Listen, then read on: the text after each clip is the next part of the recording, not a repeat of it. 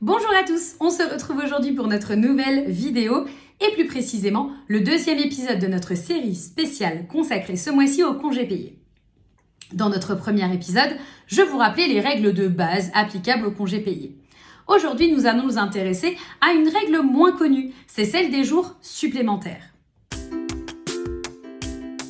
Alors, deux types de jours supplémentaires, on va s'intéresser d'abord au premier.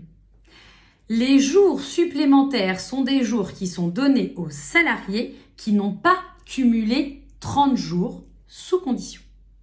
Première condition, votre salarié a plus de 21 ans. Dans ce cas et seulement dans ce cas, il a le droit à 2 jours de congés payés supplémentaires par enfant. Si et seulement si, bien évidemment, l'addition de ces congés payés plus les congés supplémentaires s'arrête et est plafonnée à 30 jours. Deuxième cas de figure, votre salarié a moins de 21 ans.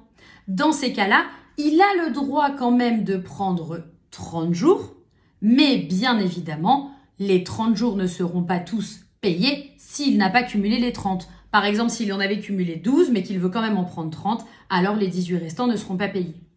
On retient plus de 21 ans, 2 jours payés par enfant en plus, dans la limite que l'addition congés payés plus jours supplémentaires soit égale à 30 jours.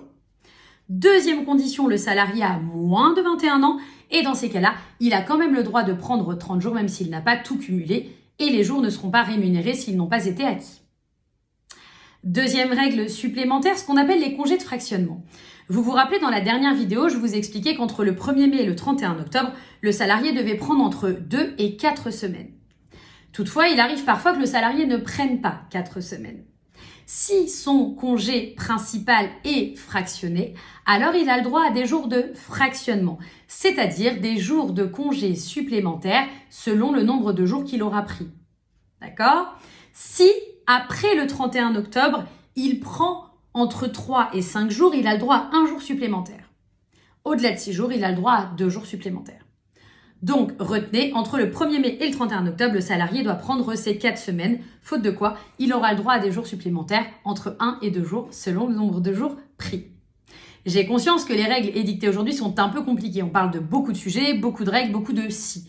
N'hésitez pas à nous interpeller en commentaire si vous avez besoin que je vous reprécise des points. Je vous souhaite une excellente journée.